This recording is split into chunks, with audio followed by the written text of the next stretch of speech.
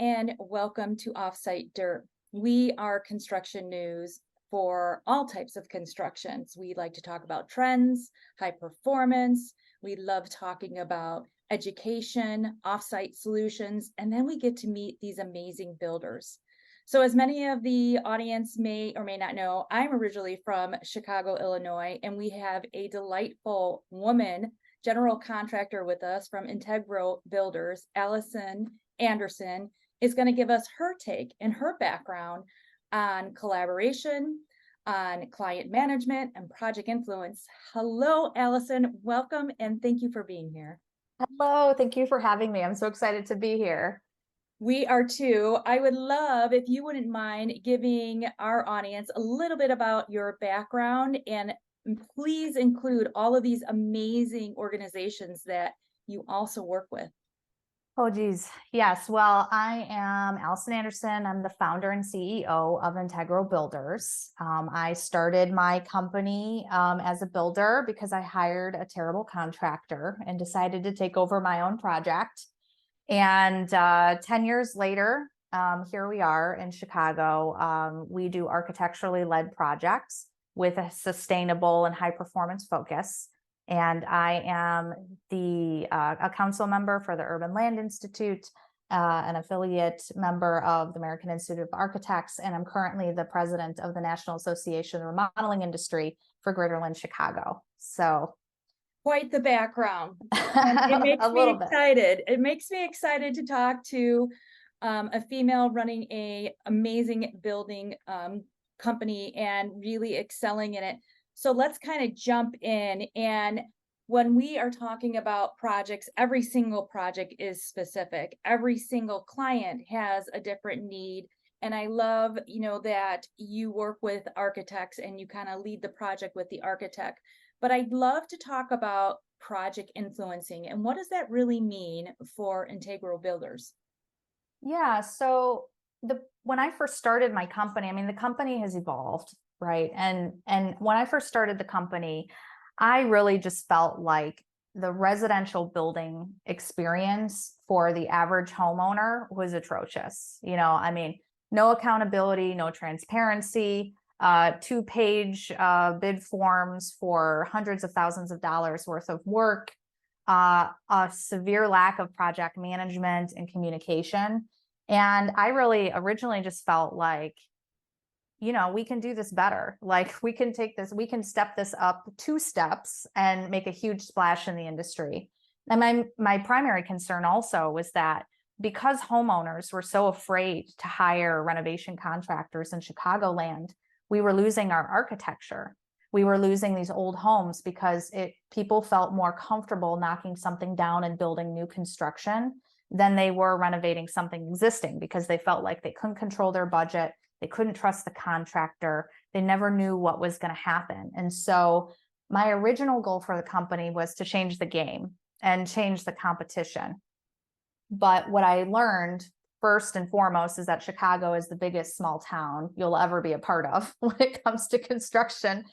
And secondly, I learned that there are a lot of inspiring people here. And when you're trying to do good and you're trying to make changes and you have your eyes upward and forward, things just sort of happen and you start meeting like-minded individuals who are on the same page and you all kind of grow together and start working together. So, I have this curriculum vitae of sorts, but to me, it feels like it all just kind of naturally happened over the years through the people that I ended up surrounding myself with. Yeah, and these great organizations, Urban Land Institute, love that organization. I used to actually, when I was in Denver, Colorado, used to be a part of the affordability program, which I think is amazing. And I love this National Association of Remodeling. I agree with you. I think through COVID, we've kind of had this amazing awakening. Everything was kind of shut down. There was some contractors and builders that were able to keep moving forward. Some of them had a closed shop. And at that time, also what was happening is people started thinking about improvements of their home. Have you seen in your business over the last 2 or 3 years, has remodeling been more of a focus for you, or is it new construction? So that's an interesting question. Definitely during COVID, small scale remodeling was booming. Everyone needed an office, everyone needed a playroom, everyone needed an escape room in their house. And so the smaller kind of 1-2 man show remodelers that are working more on volume, they were extremely busy. The larger custom builders like myself, where homeowners had to vacate the house and are expending a higher dollar amount, that really slowed down in 2020. And the new construction of second homes really took off. So that's where our Michigan office came from. Is I was like, well, I'm not going down without a fight here. So so what do? You open a new office. So yeah, that was interesting. And now that COVID it hasn't gone away, but it's evened out. Supply chains are steadily coming back on course. We're still not there yet, but definitely the larger projects are coming back, and it really feels pretty even keel out here. Like there hasn't been any huge slowdowns. There hasn't. The work is pretty steadily there. So yeah, I would say it's sort of ebbed and flowed. I love that you are in Michigan. I see that as a huge growing market, especially around all the lakefronts. It seems like an expanding area. So through this journey, many people know that I was also a general contractor doing modular projects in Colorado. And one of the things that I would always say is that it was all about communication. It was about expectations and talking to the clients and figuring out how I could assist them. And then also being transparent in the dialogue, in the bidding process, in the management process. How are you guys doing it differently, and how have you seen it evolve? Yeah, so I would say definitely the hardest part of construction is the people management, managing subcontractors, managing vendors, managing other people on the team. I'm sure they feel like they're managing me, and management of the clients. Residential construction especially is not like any other industry. It's so emotional. It's clients' personal money. It's their personal funds. It's their personal aesthetic. And, we're also dealing often with a marriage dynamic where, couples are not used to coming to consensus on every little thing. And that's basically what we force them to do.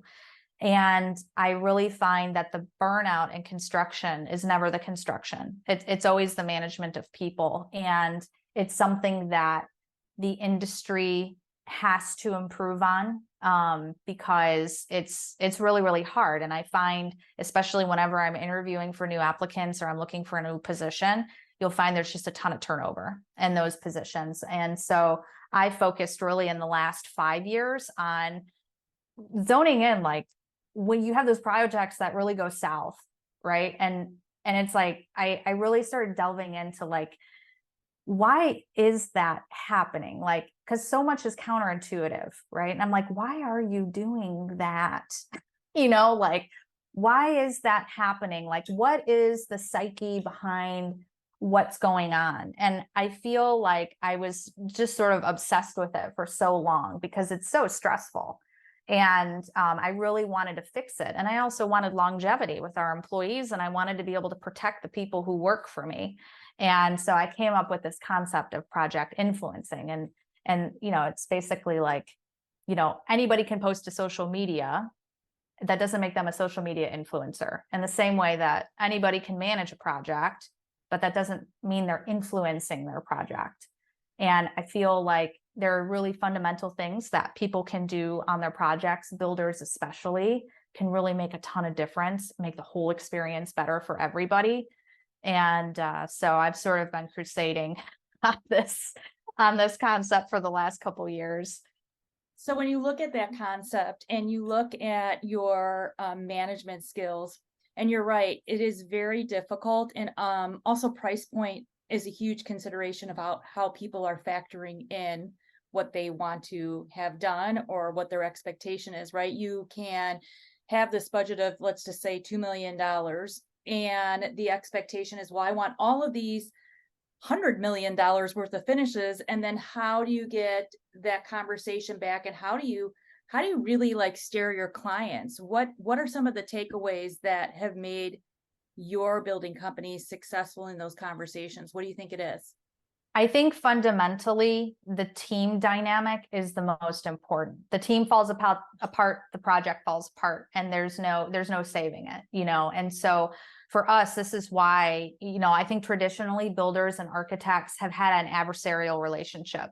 I think builders feel like architects are nitpicking and always trying to find something wrong with what they're doing, and architects feel like the builders are not building what they've drawn. Right. And there's been this kind of this tension like between it. And I think protecting the team dynamic is the most important thing. And I think we have to look at our clients, like overgrown children, because they've never done this before. This is for the most part all new. And they're the most vulnerable in all of this. The clients are the most vulnerable, no matter what we tell ourselves. They are the ones in the worst position. They're not doing this for a living. And so in the same way that, I think a lot of parenting skills apply, where it's like, we have to be a united front.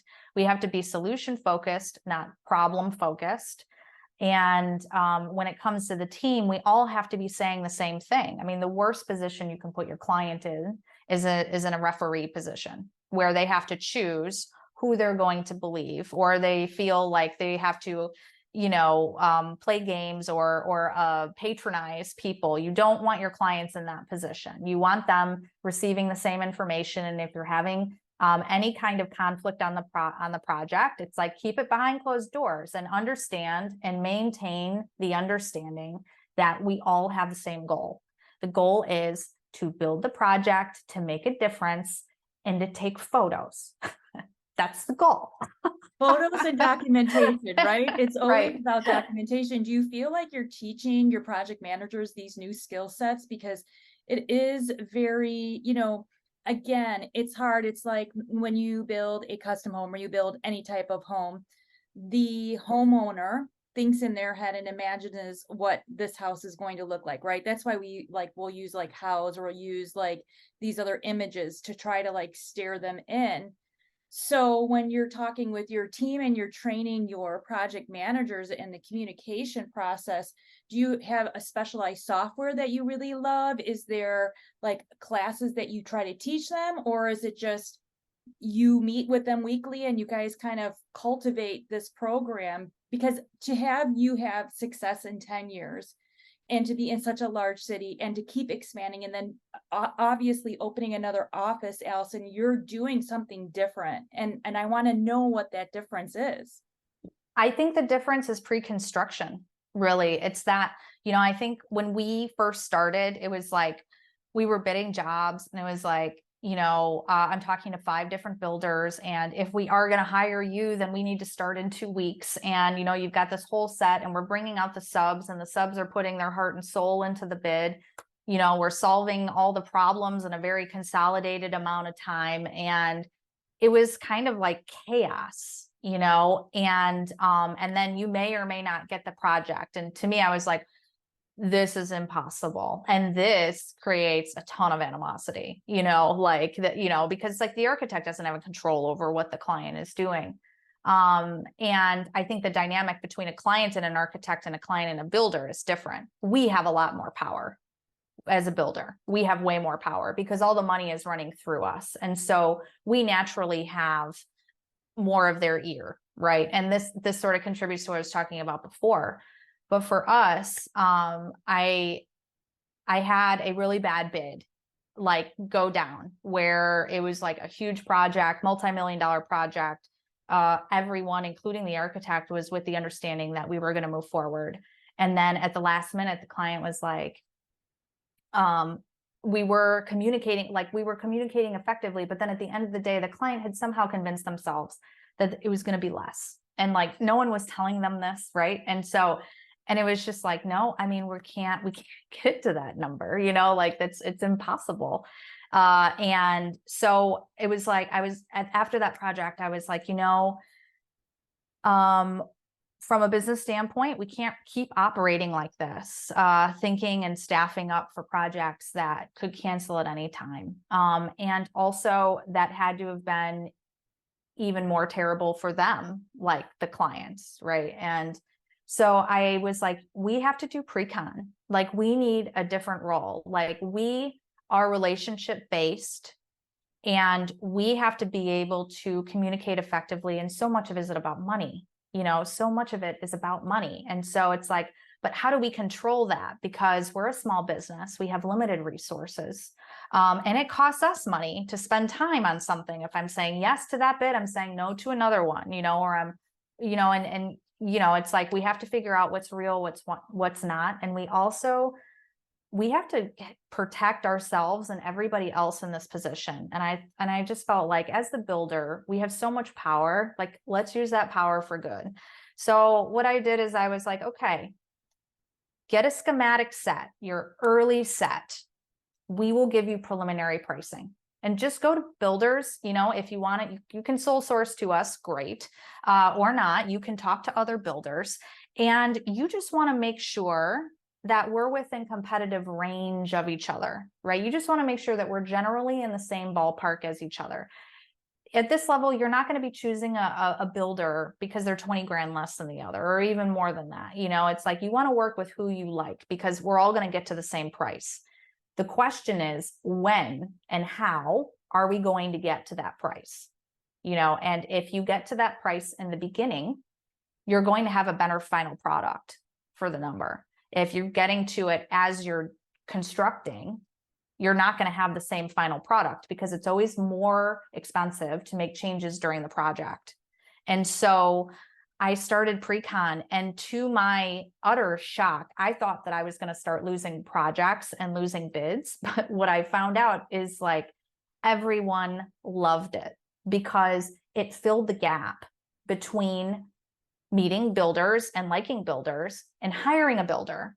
But it didn't obligate them to more, because a pre-construction service agreement, it's just an hourly rate. It's like, I'm being paid for my time, but we're not signing anything really serious. You're signing an exclusivity agreement and my time and expertise. And then I am making sure I am giving pricing iterations as we're going. My subs are giving feedback to the architect. We're all working together and building that relationship before the project is starting. And the architect is drawing what we are going to build. And that's how you pass inspections, And so that's really, it changed the game for us. And it also allowed us to step back and really invest in the projects. And so instead of us meeting and bidding and starting the project within, a 3-month period, we're working with clients for 6 months, a year, 2 years before there's ever a GC agreement. We already know each other. We've already built the project mentally in our head many times, and so the project experience goes way up, and when changes happen or whatever during construction, there's just a lot more trust, and there's a lot more invested from everybody into it. So I would say pre-con is what changed the game. I love that you say that. We speak that all the time on offsite construction, right? It's always about putting your pre-construction team together and having clear expectations in that conversation. And I love that you are finding great success there, because who doesn't want to be level set on what's happening, right? I mean, people just want to know what's going on, and pre-planning and what you're saying to me makes me feel valued. If I can have this relationship with you, even if it's 1 hour every week, and I know that you have interest in what I'm doing, and we're really clear about this project, of course it's going to go better. Because and we also know this about construction, there is always going to be an issue that comes up, and there's always going to be a solution that we can provide. And so you can only do that when you build trust with your clients. And it sounds like you've really figured that out. And I applaud you for that. So lastly, let's just kind of pull this into the architect builder collaboration. And how are you choosing the architects that you're working with? How does that work? So, our primary referral base is architects. We work with a lot of the same architects over and over again. And, it's as true for us as it is for clients. All architects are not made the same. There are architects and there are good architects. And you want to work with architects that have good detail, that know their weaknesses and know their strengths, architects that want to collaborate and that are team focused. It really, the architect, even though the builder has the power, the architect is the visionary and they're the other primary advocate of the client. And so, yeah, it's really just been a lot of trial and error over the years. And when we find those architects we love working with, we hold on to them and, really grow those relationships. And in Chicago, especially, there's a lot of up and coming architects that are a lot of women architects actually that are really doing incredible things and coming with new ideas. So I feel like this team dynamic, I do believe we have raised the competition. And in Chicago, I'm aware that a lot of our competition is now doing pre-con just in the last year and a half, 2 years. It's sort of becoming a normal thing, which is great. Yeah, you're leading the way, right? You're showing them the right way to do it. And we need leaders like you to offer that. Yeah. And I feel like when the builders get more professional, I think the architecture community will fall in line and start treating them and us differently, because for us, it was like, the architects we work with are like, this is great. No project is going to go perfectly, and we need the oversight. I mean, I'm saying this all, I was just saying this where I'm like, we have 1,000 details to manage on a project. We are going to make mistakes. The question is not whether or not we're going to make a mistake.